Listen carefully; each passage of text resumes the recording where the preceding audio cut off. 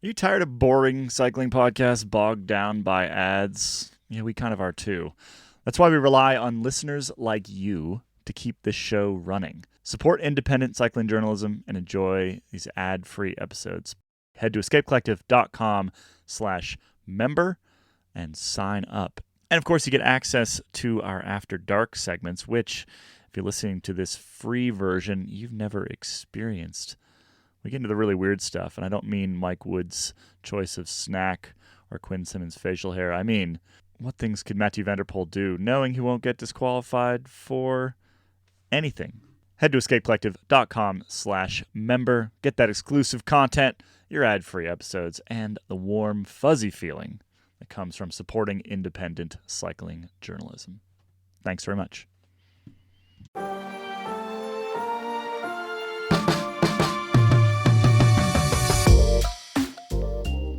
Welcome back to the Spin Cycle Podcast, everybody. I'm Caley Fretz. I'm Kit Nicholson.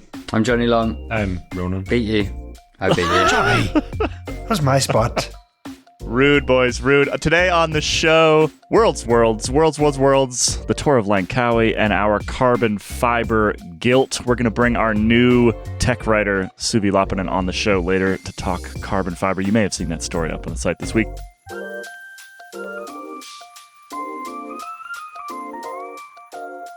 We've got a whole bunch of world championships to talk about. The Elite Worlds happened over the weekend, men's race, women's race. Why don't we just very briefly, in case anybody missed it, I can't imagine any of our listeners would have, but Kit, who are our new world champions? Well, Spoiler alert.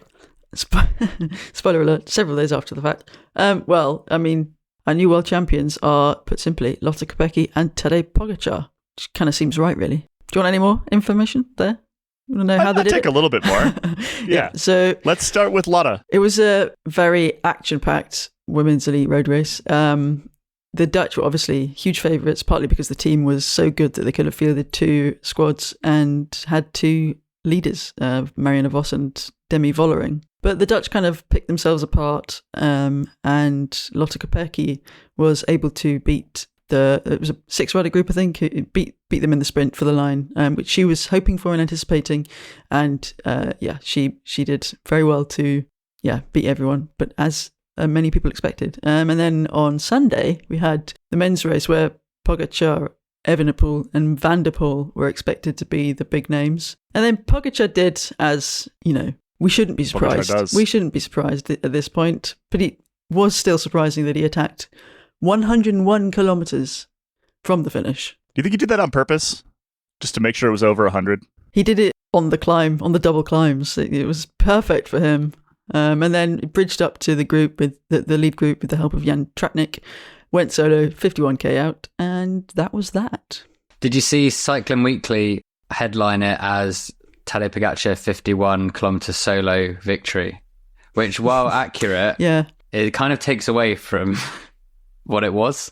How wild it was, yeah. Like, I imagine he gets on the bus. He spent a bit of time with Pavel Sivakov too. Yeah. And he gets on the bus, like, after he's won, and then he opens his phone up and he sees that tweet and he's like, oh, so those 50 kilometers were for absolutely nothing.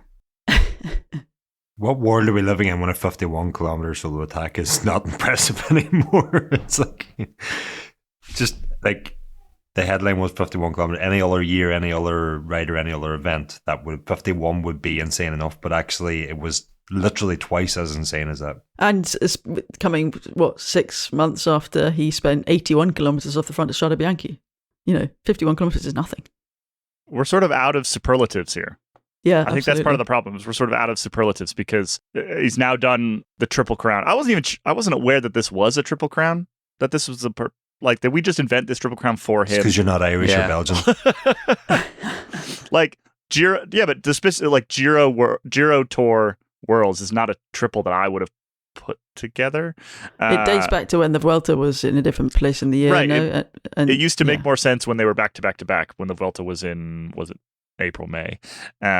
Nonetheless, we've got a Triple Crown. We've got, one of the most dominant, we've got one of the most dominant seasons the sport has ever seen. It's opened up all sorts of discussion, which I think is not particularly helpful around is he better than Merckx now and things like that, which is just things that you can't, they're unanswerable questions. They're in different eras. They raced against entirely different It's fields. unquestionable now, Caley, is the word. It's not unanswerable. It's unquestionable.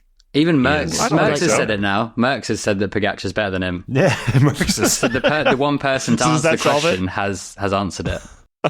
I still think it's not a particularly useful question. I think that the more interesting thing to talk about, to be honest, out of this race was not Tadej Pogačar, right? Like, he did what maybe not where we expected him to do it, but he did roughly what we expected him to do. He attacked exactly where I was expecting him to attack, just not when I was expecting him to attack. Yeah. I texted our friend and colleague Abby before the race and said, he's going to attack on that short, sharp climb, take a little gap, and then increase it on the longer climb. But the fact that he did it with so many laps to go is bananas. It's not a particularly bold prediction. It's pretty obvious, but it's, the fact that he did it so far out. It was also just the fact that when he did it, it was like, you could have just turned off then and knew what was about to unfold. It was like there was no. It's not totally true. No, it came close but when it was back down to like 30 seconds or so, 35 seconds. Although you can never really trust those time gaps, right? And then it extended back out toward the finish. But there was a brief like 10 minutes where at least like the commentary team stopped treating it like it was an inevitability, right? It is their job. True. The commentary team did a very good job of making us think there was more jeopardy than there actually was, which I appreciated on Sunday. I don't usually appreciate, but I did on Sunday. But my point was just more like there wasn't really any jeopardy, and it was like, yeah, he's gone, he's won, okay. More, the thing that I couldn't believe, and that Remco Evenepoel couldn't believe, was that no one wanted to work with him to chase. Could you believe it? He was getting annoyed with your boys, Caley in particular. Quinn Simmons and Mathieu Jorgensen. But at that point, one of them was up the road. Quinn Simmons was slightly up the road. So I think it was Jorgensen. It was Jorgensen. That's true. So at that particular moment when he was getting particularly animated over the finish line, it's like nobody's going to do, well, certainly not Jorgensen was going to, and he was in the perfect position as well. He was doing the absolute standard textbook sit on the wheel of the guy who wants to work, so that anyone who's going to come through has to move up a long way. Yeah, it was quite amusing, but you can understand his desperation, and that's what was at play in that group for so long. Did you guys see Quinn's facial hair? Yeah, what's going on there? Unfortunately, yes. He just looked like he's about to like pop off the bike and go wrestle an alligator or something like that. Like it was quite a look. I kind of appreciate it as an American person to like just sort of lean into representation now. Yeah, like he's owning it at this point in time, and frankly, it was a really good ride for him. Nobody else wants it. Yeah, well, then it's ours. No one else can have it. It was a really good ride for Quinn, actually. Just as a brief aside for our American listeners out there, he's had a really rough summer. He was like off the bike for a long time in early in the summer, and this is not quite his first race back, but practically. Like he only been racing for like a month or so. So yeah, a super impressive ride from him. Jorgensen, I think, was about sort of where we would expect Jorgensen to be. Kevin Vermark had a pretty good ride, but our boy Kevin. I mean, Quinn's facial hair. Our boy Kevin. Quinn's facial hair really kind of stole the show there. There was a lot of criticism for the riding in that group, but at the end of the day, I think I'm gonna put a penny in the jar. But I think the Van der Poel, Evenepoel, they both had no teammates left, and everyone else was watching them.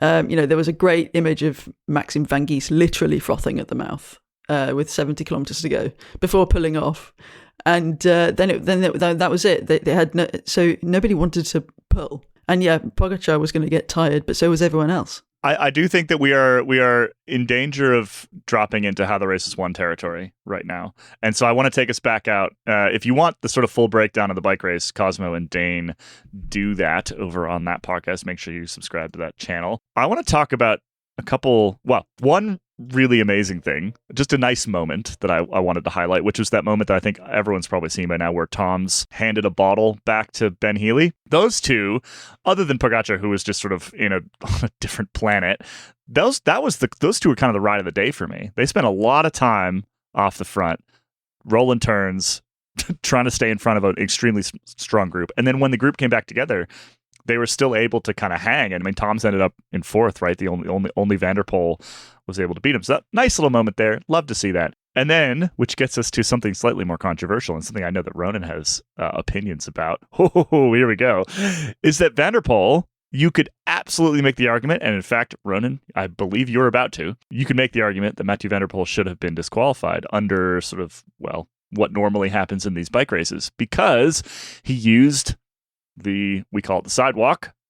What do you guys call it? Pavement. I don't know. Weird. He used the pavement. Am I the only person who calls it a footpath? Yeah, that's weird too.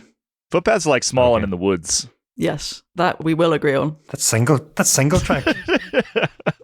So anyway, Van der Poel uses the part of the road that is not the road, is for the people. And there's people on it, there's fans on it, and he accelerated up and over, a nice little bit of bike handling. But we have seen riders disqualified for less, to be honest. For less. Yeah, for significantly less. Ronan, give me your opinion on this. My opinion is slightly more focused on the UCI's continued sort of haphazard approach to applying its own rules that it gets to write, and seemingly it also gets to decide when and when they're not applied. And yeah, this sort of struck me while watching the race on Sunday. Van der Poel hopped on the footpath. We've seen plenty of riders disqualified for similar in the past. The commentary team actually said he might get disqualified for this, and then nothing happened. And I think we can all make assumptions as to why nothing happened. The defending champion who hopped on the footpath in the closing stages of the UCI's flagship event. But rather than making those assumptions, I went and looked up actually what is the penalty for doing this as per the UCI's own regulations. And the penalty is actually a yellow card, which is a new addition, between a 250 and a 1,000 Swiss franc fine and a 25-point UCI point deduction, which would have been very, very easy to apply to Van der Poel. They didn't. They let him off scot-free, despite going like a step further with any other riders I've seen doing that in the past and disqualifying them immediately from the races. Like Marlon Reusser earlier this year got disqualified from Ghent-Wevelgem with 3. She like mounted a cycle path with 5 kilometers to go. By the time the bunch had 3 kilometers to go, she'd already been ejected from the race. Luke Rowe was disqualified from Tour of Flanders for being forced, outside of his control onto a footpath. And 2 riders were disqualified from the 2017 Tour of Britain for mounting a footpath in a similar way to Van der Poel did when there was no spectators around. Yet Van der Poel on live TV mounts the path. And if you watch it in slow motion, exactly where he mounts the path, there's like a spectator looking the other direction, swivels and turns around at the exact moment Van der Poel comes onto the path, and all it takes is for him to like step at the same time, and there's a collision there. And the regulation says that if an advantage is gained or if spectators are endangered, a rider may be disqualified in addition to the mandatory fine of what I listed earlier there.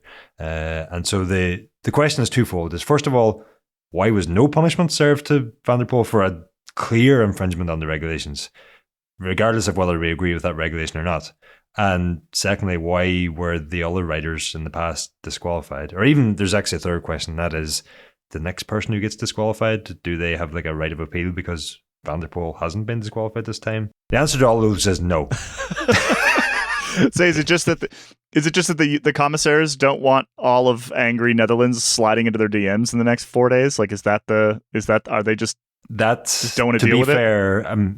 To be fair, there's always a potential for human error there. Even in soccer ball, that thing. Can't believe you just said soccer. We've got an international audience, Johnny. It's more than 50% American. They've got VAR, video assistant referee, and they still can't get it right. So it's not beyond the realms of possibility. It was simple human error. I don't actually believe that was the case, and there is also the fact that these commissaires are volunteers, and if you make a big decision to disqualify someone like Van der Poel from a huge race like that, you're probably going to have a bit of crap to take for a while to come. And who knows? Like, maybe that influenced the decision-making process there. It shouldn't, and that's probably an argument why commissaires should be paid full-time referees, effectively. But yeah, there's a lot that should happen in cycling that doesn't happen. I mean, on the disqualification front, it does sound like, yellow cards, they were only introduced this summer. I think the Tour de France Femme was their first introduction. So it sounds like that has been one of the rules that's been rewritten, or at least one of the the implications have been rewritten, but that does not let them off not doing anything.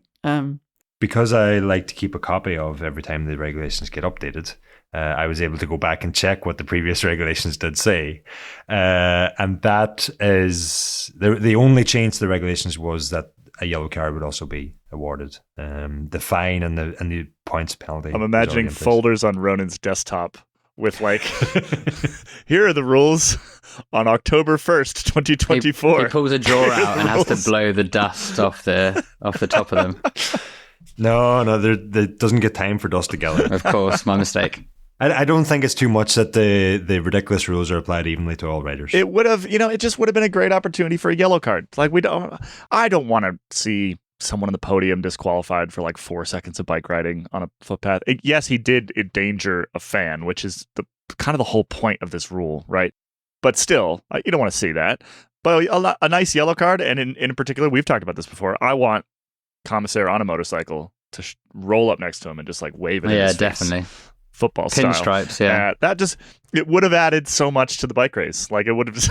We're all sitting around waiting for Tadej Pogačar to win at that point, and it would have really improved the spectacle. I think that's what the UCI. Caley, I'm sure you remember. Didn't this rule? It was introduced in 2013, and didn't it stem from an incident in the 2011 or 2012 Tour of Flanders where actually a spectator passed away from injuries sustained when hit by a rider? And I don't remember the exact details there. Almost but I'm positive pretty sure Flanders, this is where it stems from. Yeah. Well, it used to be in Flanders in particular, and in races in that region in particular, it was just really, really common because you'd also often have these sort of big cycle paths bike paths down the side, and riders would pass the entire peloton up the thing and then jump back across. And was it 4 or 5 years ago when the Pro Conti level riders, what was his name, that rode in the grass on the left hand side and then launched himself into the front of the peloton? That was last year. Was that last year? That was last year. It was a Bahrain victorious rider. Was it? What was the kid's name? It was the young guy. Yeah, what's his name? Fran Mihailovic. Is that his name? No, it was Filip Massajuk, was it?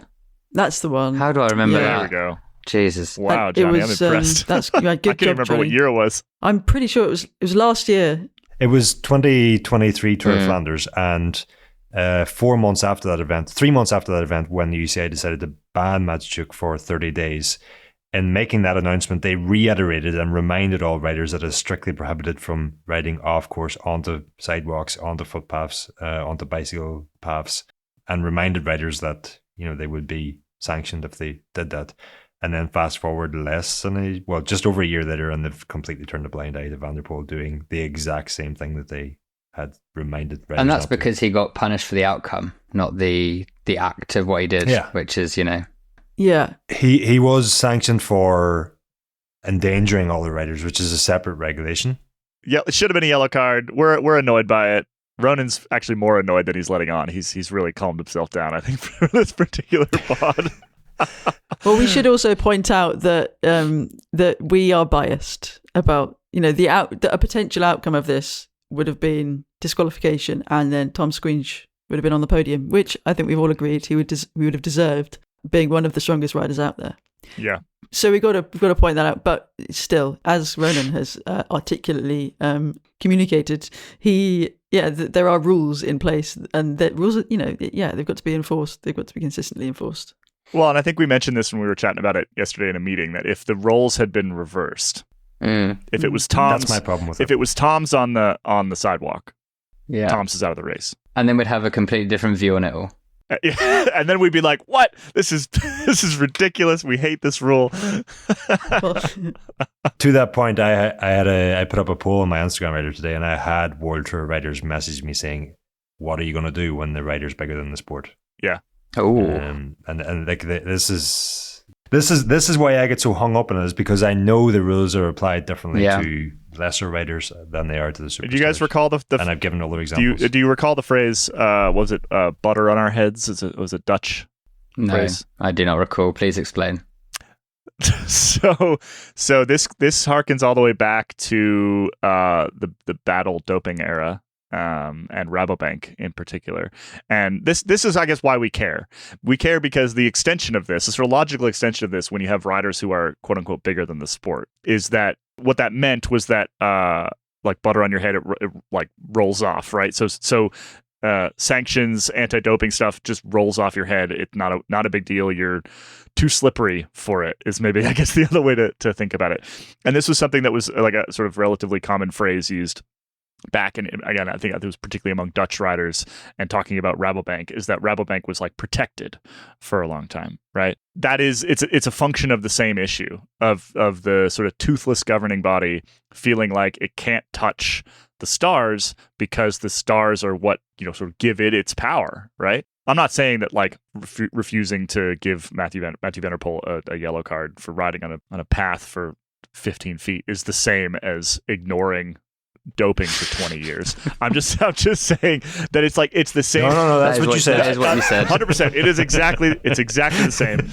No, but it's an extension of the same sort of thought process, right? Like it's a much smaller, less consequential version, but it's an extension of the same thought process. And so that's why like having rules that are adhered to is kind of important, because it means that no one's above them and no one is able to just ignore them willy-nilly, right? Which, if you're Mathieu van der Poel, you probably know that you're okay doing that at this point. And at some point... Well, he's done it before. Exactly. And not being penalized. and the rest of the peloton isn't. And so that's a performance advantage, right? Anyway, we spent enough time talking about this. I think... No, we haven't. My opinion, anyway, some dude in a stripy jumper rolls up on a motorcycle, waves a yellow card in his face. I think he should be David Lepartien himself. Yeah, I agree. He looks like a referee already, kind of. He's got the right haircut. Does. He kind of does. Waves the yellow card, and then Mathieu van der Poel has to like sort of look sad and like maybe argue with him a little bit and be like, "No, I didn't do it." Van der Poel wouldn't have the problem if he was riding with the women's Dutch squad. Well, because he would have come 8th. Yeah, he wouldn't. Yeah, he'd be nowhere near the medals. Let's talk about this. Of course, we always have to mention the best breakdown of this race is going to be over at Wheel Talk. Abby and company did an awesome show this week. In fact, I need to publish it shortly after we record this one. And you should head over there. Make sure you subscribe to Wheel Talk. Listen to that show. But let's spend a little bit of time on it here as well, because it's funny, and we think this sort of thing is quite funny. So when a team is sort of working against itself, I find that amusing. Kit, can you give me kind of a rundown of what I'm talking about here? I'm going to give it a go. Okay. Yes.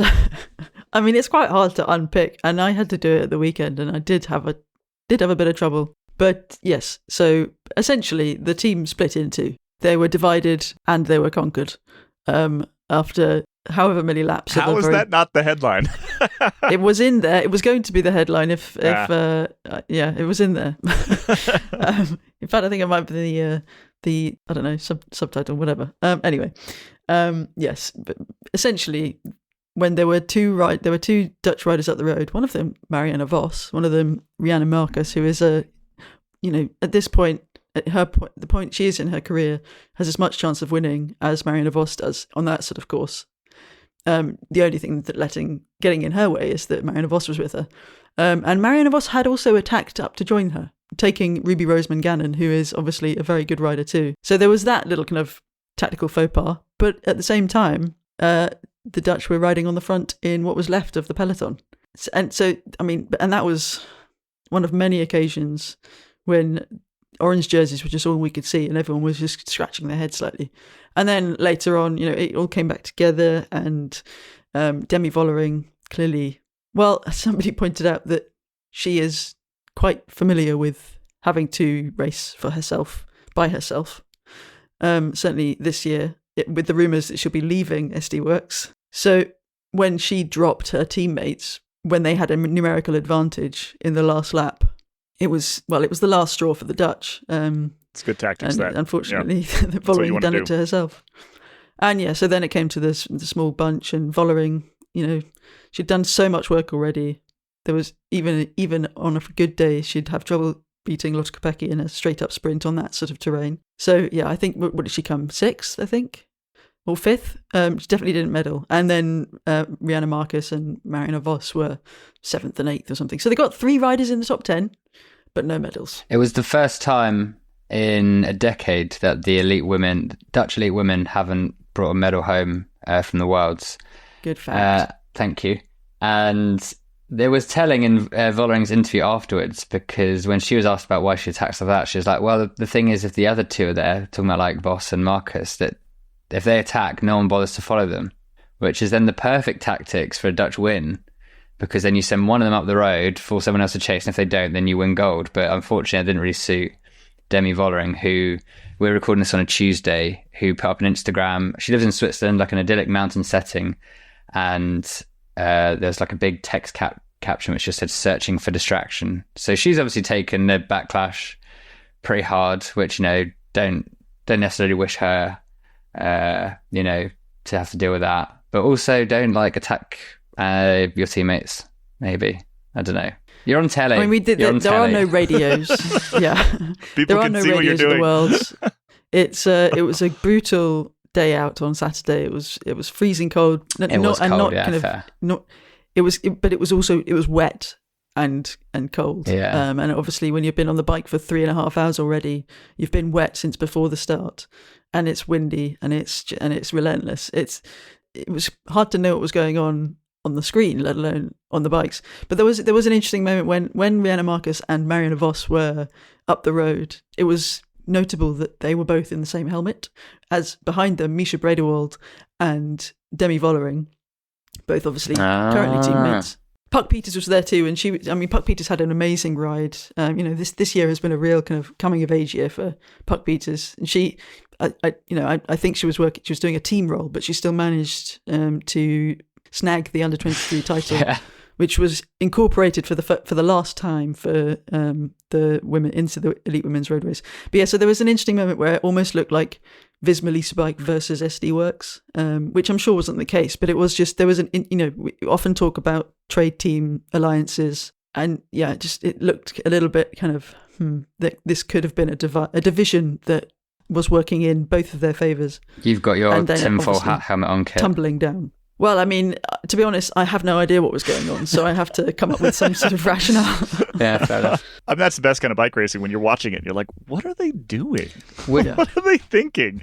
Would you like strange. Would you like a quote that made that sort of sums up kind of both of the races that we saw, but mostly the men's race from the weekend? Is from someone called Gavin Atkins on Twitter. He said, for all the advances in cycling, overcoming humans' innate ability to work together in large groups without starting to put their own interests over the group is usually their downfall. Which is true. For all the aero stuff, syndrome. we need to get a psychology correspondent for Escape Collective, who every time we have like a tech piece on like how the lone breakaway stays out front, we then need like a psychoanalysis of why Enric Mas can't take a pull. Last thing from Worlds, and this is a very unfortunate story, very sad story. The death of Muriel Führer in the junior women's race. We have a little bit more information now from authorities. Yeah, I think there were a lot of rumours over the weekend, which no one was really reporting on, because you have to, with stuff as serious as this, you got to wait for it to come from like proper authorities or police. An actual source. And unfortunately, no one had realised that she'd crashed until I think her teammates arrived at the finish line, and then sort of people were sent out to look for on the course, and then she was found unconscious, like off the side of the road in a forest, and then taken to hospital and then died the next day. It's very sad. From the reporters who we know who are on the ground there, said that it was, pretty hard over the weekend, because the riders were still continuing to race, right? We had 3 more races after that. And I think it probably puts a lot of things in perspective. And I think it's probably too soon to go into things in any more detail, like in terms of anything, I think. Sometimes with things placing this big, blame and things like that. Yeah, you just got to let it lie for a bit, I think. But yeah, very sad, unfortunately, because the rest of the week, was what it was. Yeah. So our condolences to friends and family and teammates and anybody who knew and raced with her. And yeah, I think that's where we'll wrap up our Worlds chat here and take a quick break, and maybe we can all just take a quick moment and think of Muriel.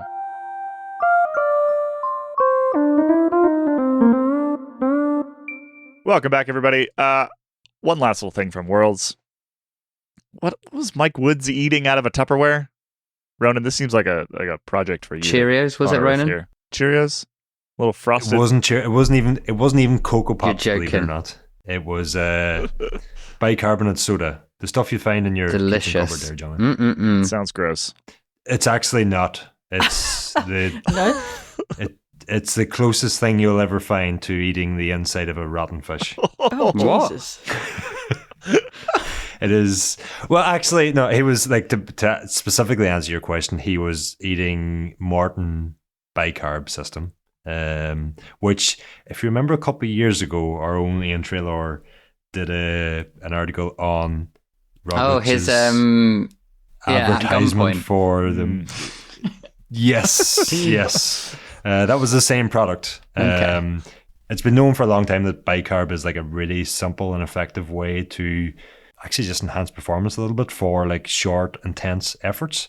It was initially thought that it like buffered lactic acid, but lactic acid doesn't actually exist. The science is a bit more advanced now, and what we know is that lactate is actually just like it's actually a fuel for that is produced during high intensity efforts and can be used by the body as a fuel. But there is also a rise in acidity when you go like full gas, when you sprint, when you do a really intense effort.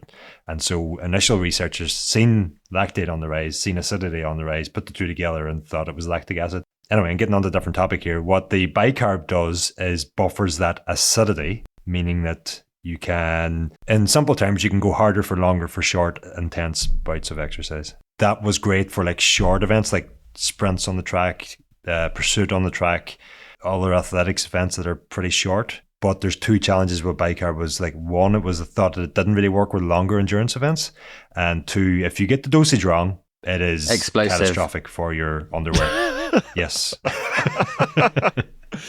I know of one track team pursuit squad who destroyed a brand new set of tracksuits when Destroyed. they had taken too much of this stuff. I wouldn't say that Mike Woods was being particularly careful about dosing when he was riding. This is the thing. So what the Morton product allows them to do, and you can also get like capsules of bicarbonate, which you could use to have the same effect, means that you can take the bicarb in the longer endurance event ahead of a short, intense bout of exercise, like an attack up a short, steep climb.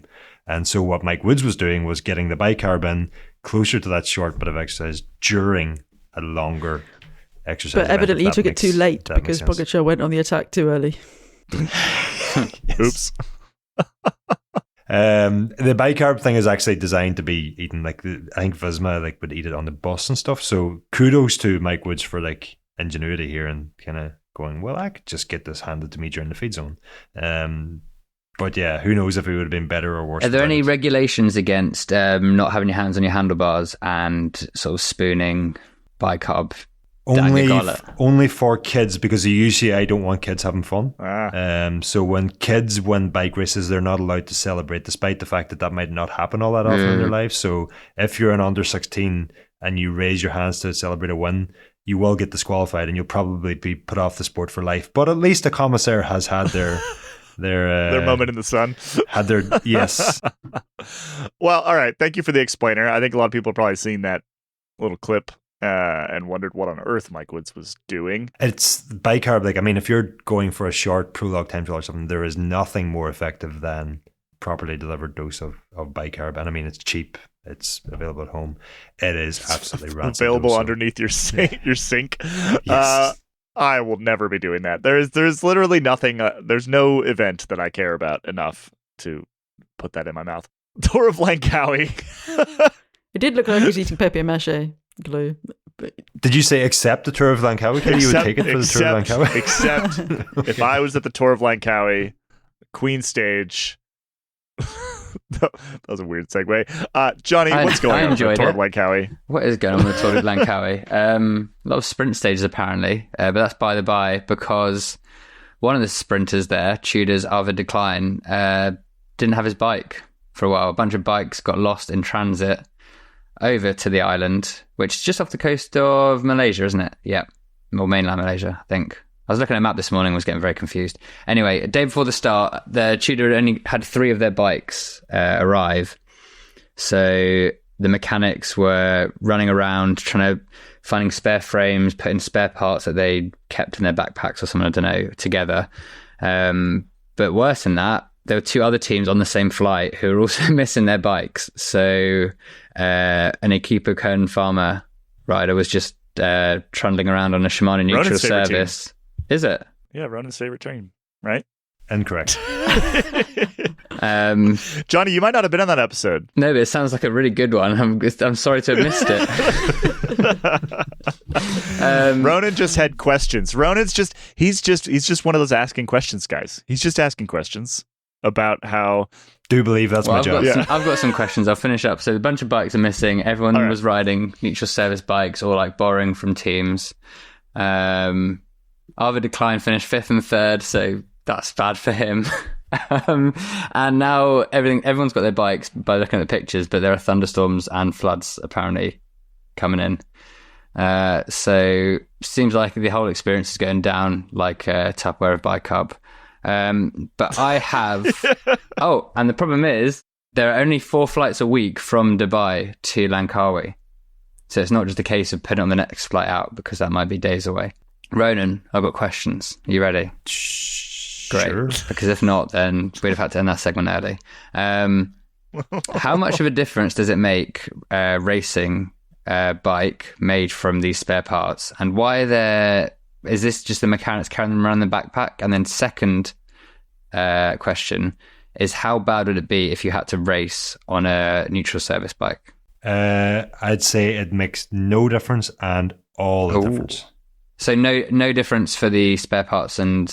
No, the same. Well, if they've got the same frame and they build it up with spare parts, that the riders should, and the frame is assembled the same way and everything is set bike fit wise the same way, there shouldn't really be a difference there. On the question about riding a different bike, really, it shouldn't really make a difference. It should be set up as close as possible. If they can get it as close as possible, it shouldn't really make a difference. But pro riders are notoriously sort of panicky about their positions. So are you. So just being on a different bike, even so am I, but and this is why I can answer this question this way, because I know 10 years ago, if I had to turn up at a race and ride a different bike, it would have just fried my head. Probably, it would have been an extra reason why I didn't finish that race. But now, having to ride multiple different bikes all the time, you sort of realize after a while that actually it doesn't make that huge difference. I don't want to be sort of flippant about this. It does make a difference for those riders generally, but actually, but it doesn't. Yeah, it shouldn't. Lachlan Morton has done a bunch of his big things on like flat pedals. And then the neutral service bike, is that just because it's an inferior bike to what they usually ride? They're usually just old. They're just old. Depends what they usually ride. Neutral service bikes are usually just like aluminum frame, aluminum wheels. It's just old, probably like... The Shimano ones, if it's the same Shimano ones that they use at like European races, they're like a open mold carbon frame thing. For a long time, they were old Cannondales. But I guess those are the Mavic bikes. Don't think they are anymore. Yeah, don't think they are anymore. But yeah, like I'll give you an example. We're going to Mallorca on a trip next week, and like a few years ago, I'd been like, I'm bringing my own bike because I have to ride my own bike in my own position, despite the fact that I change it every single day when I ride. And now I'm like, can we not just rent bikes there? That's easier. Versus the other two guys who are like, no, we have to bring our own bike. And it's like, guys, I've ridden twice in the last month. It doesn't really matter what you ride. It's like, no, I have it. It's like, so it makes no difference in all the difference. Good answer, Ronan. All right, that's enough Langkawi. Let's take a quick break. When we come back, we're going to talk carbon fiber and recycling and what on earth is going to happen with all of your bicycles. We'll be right back.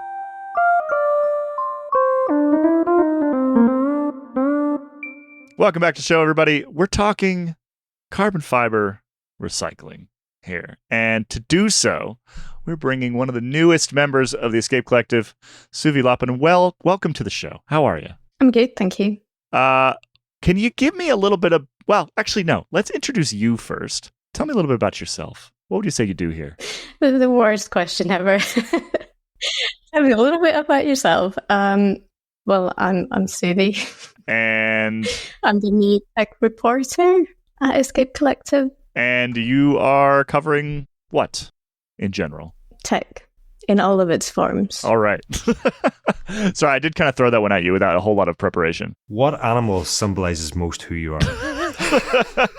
Oh, I don't know. You thought the interview was over. No, seriously, welcome, Suvi. We're very excited to have you on board, and we're very excited to have you on the podcast for the first time because, well, this is how we talk to a lot of our members. A lot of our members listen to this podcast every week, and I want all of you to get to know Suvi. You will get to know Suvi over time, particularly through her written work, but we'll have you on the podcast as often as possible. And today, we want to talk about this story that you wrote this week. The story is called "How Will Cycling Solve Its Carbon Conundrum?" And to sort of set the scene here, or set the stakes, perhaps, there's a couple, I think, interesting data points up high in this thing. The biggest one that caught my eye was just the fact that 90% of the carbon fiber that we are using, that is, filling my garage, filling a lot of our listeners' garages, is going to end up in a landfill. And your story dives into this issue, what we can do about it, if we can do anything about it, what the industry is kind of trying to pay attention to and trying to move towards.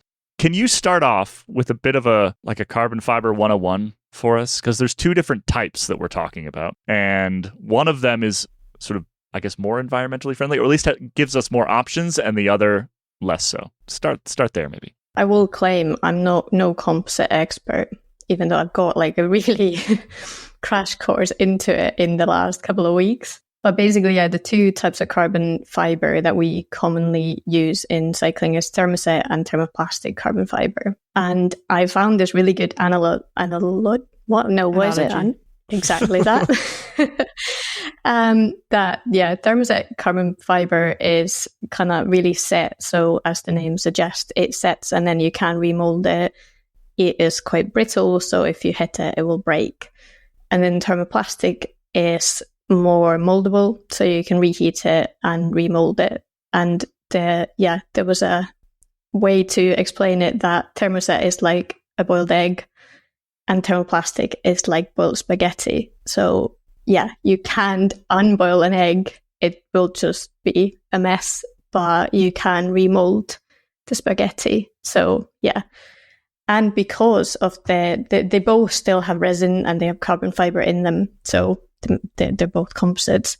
But thermoplastics, because they could be remolded, they're a little bit easier to recycle because of that. Or I could say maybe easier to reuse instead of recycling. And cycling is not really, bikes aren't really using the latter there, right? They're not really. We're primarily focused on weight and stiffness and things like that, and that lends itself toward the less recyclable option. Yeah, I think that was from talking with quite a few brands. There are thermoplastic bikes. I think quite a few makers now, they do certain types of thermoplastic carbon fiber bikes, frames. But they're definitely not mainstream.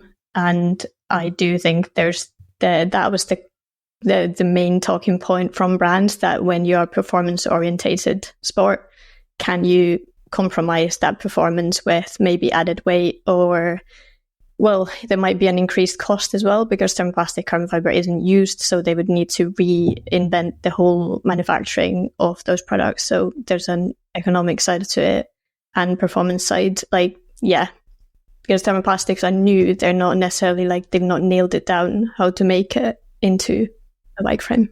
What are we talking about in terms of what the performance difference would be? I mean, let's say sort of the bike brands get better at using not thermoplastics. Do we go from 800 gram frames to 2,000 gram frames? What does it look like? I don't have exact numbers for you. No one's really given those. Even there's the reinforced, there's a Belgian company that does the thermoset carbon fiber frames. They made an enduro bike frame, but they would not disclose the frame weights, even though there's one that is made with thermoset and then there's one with the thermoplastic. They said they're comparable, but there was no set numbers on it. So if I'm just a random consumer, which I am in a lot of ways, why do I care about this? What's the issue here? Is it a carbon footprint thing? Is it just the fact that our landfills are filling up with this stuff? What's the problem? I do think it's I guess depends on your view. If you want more sustainable feature, I guess it's quite easy, and some brands were quite clear to kind of dismiss that cycling isn't the biggest industry using carbon fiber. It's like aviation, wind, energy.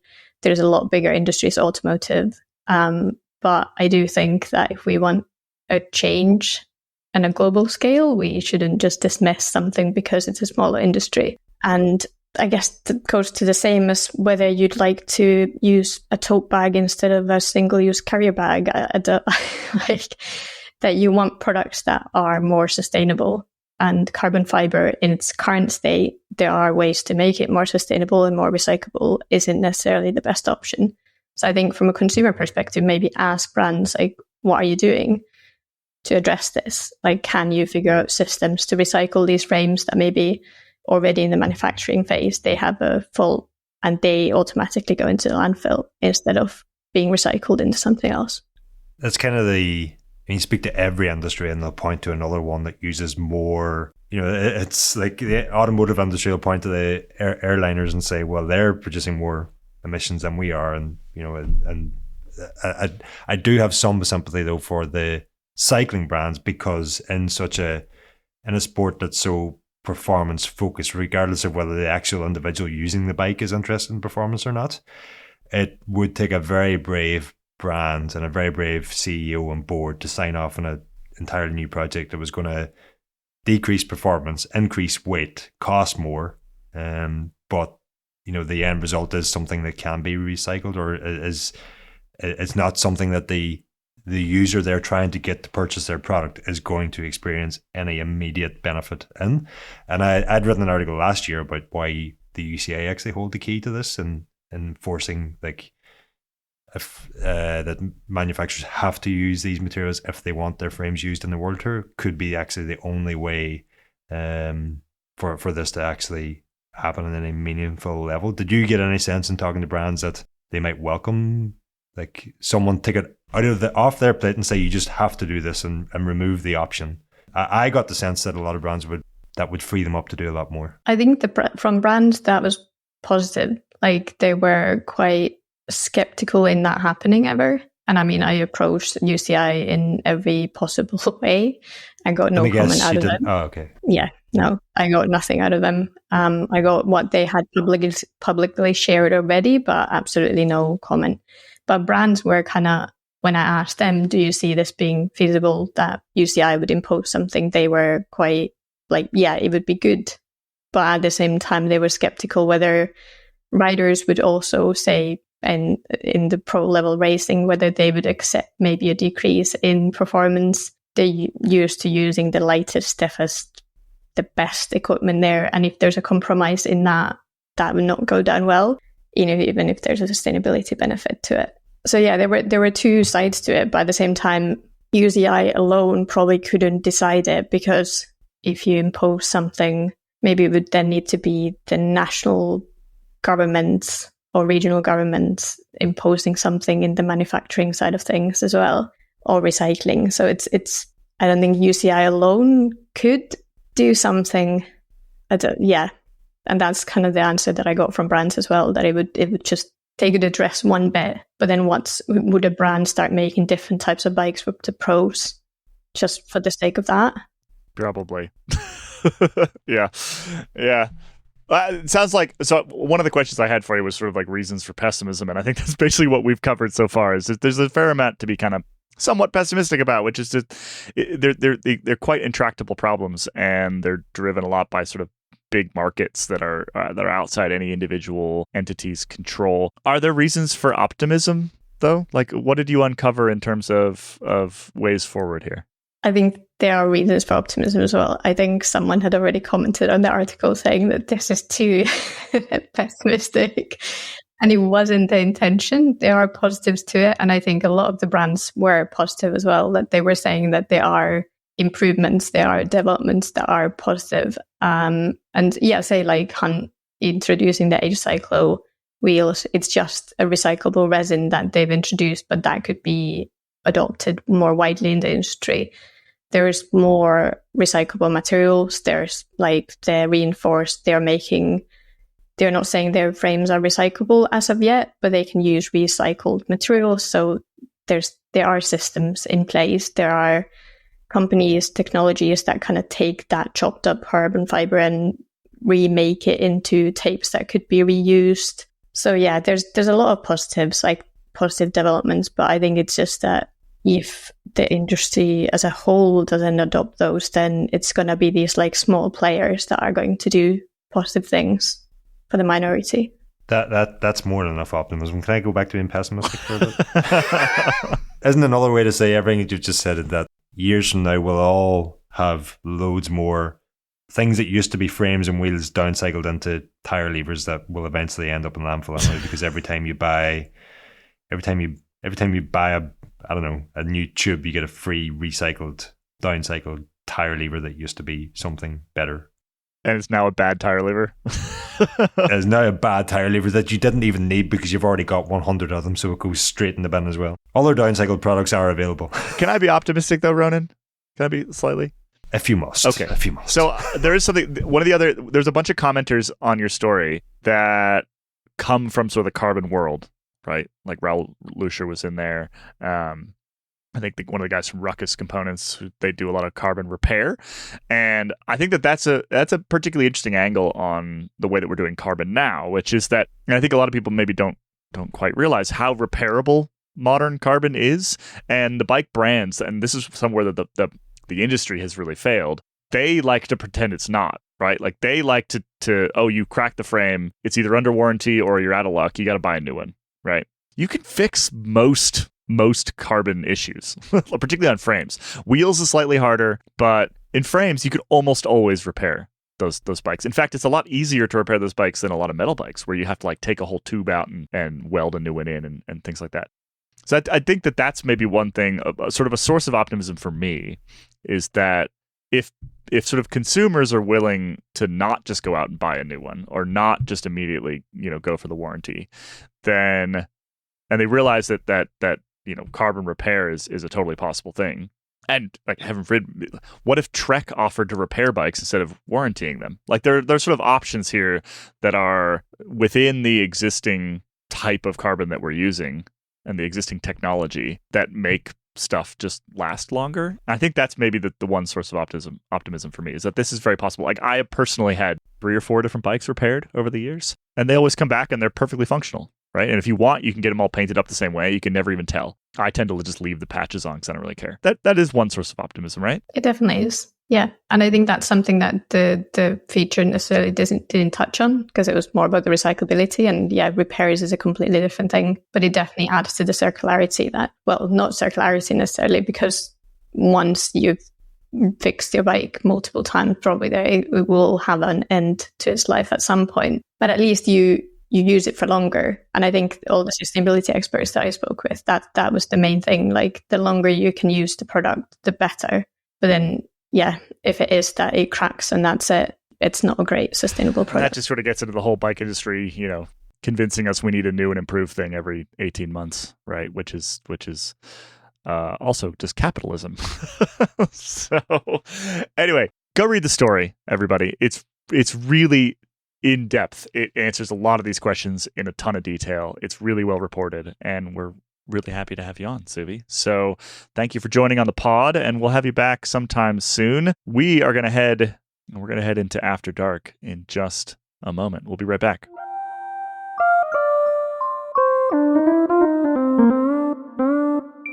We do need to head into After Dark. As always, this is the section of the podcast for members only. Head over to escapecollective.com/member to sign up. You can also then get access to all of our members only podcasts, this and Performance Process, and special episodes of Geek Warning and Wheel Talk, all sorts of good stuff, plus full access to all the paywalled stuff on the website. If you're not a member and you listen to this podcast regularly, what do we need to do? Do we need to come and give personal hugs? What do we have to do? It's high fives. Is it still high fives? High fives? Everybody should go sign up. You really should. It's you're supporting what we're doing. You're supporting everything that we're doing, because we have no ads. We have no affiliate links. We have when we say something. We say that all the time, Caley. I think it's important we actually mention why that's important. Yeah. Because someone might be listening and going, well, why do I care if you've got affiliate links or not? All right. So explain, Ronan. Or do you want me to? I thought you were going to. I don't know. What do you think I am? You're my boss. You tell me where to do. It's not my decision. Otherwise, you can't trust that Ronan's saying what he's saying because he believes in it and not because he's being paid. I think what we should do is take a couple of adverts to show people just how bad it could be. And then that will be the imperative to get people to sign up. So I signed up for the Patreon of a podcast that I listen to quite frequently just because the ads were so annoying. Ooh, yeah. And I've often wondered if we should just do that. Nah, we can't do it. We just started dropping super annoying ads into the free version so that everybody wants to sign up. We should record our own adverts. Yeah. That'd be like a halfway. I can maybe give an example of something I did was I listened to another podcast as well, and they have a paid version for members. And I signed up to that, not because the ads were very annoying. The ads were quite annoying, but I mostly signed up because I thought these people are doing good work that I appreciate, and I wanted to do my bit to make sure it would still be around for me to enjoy. I was very annoyed when I signed up to the members only with the promise of ad-free listening, only to find out that like one of their 3 podcasts that I listen to is ad-free for members and the other ones still have ads on them.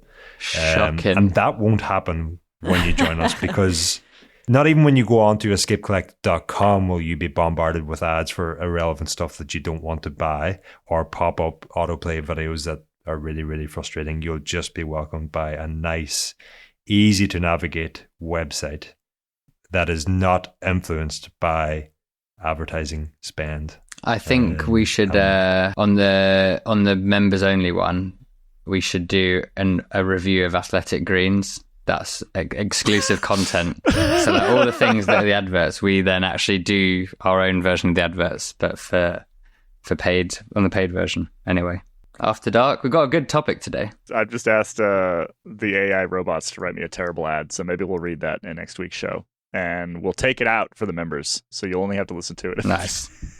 if you're on the free version. escapecollective.com/member. Go sign up. Support this thing that you stick in your ears for an hour every week. Maybe you listen to more than just this show. Maybe you listen to Geek Warning.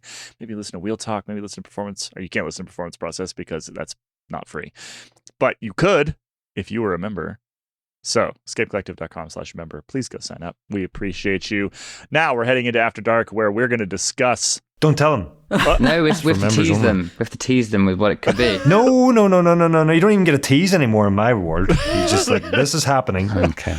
All you know is it's happening. You don't even know what you don't know. You're missing out. You're missing out on. Incredible piece of content is headed your way if you're a member. Otherwise, this is the oversell it, Caley. Don't under promise, over deliver. That's the secret. Let's go. We'll see you in After Dark. Bye, everybody.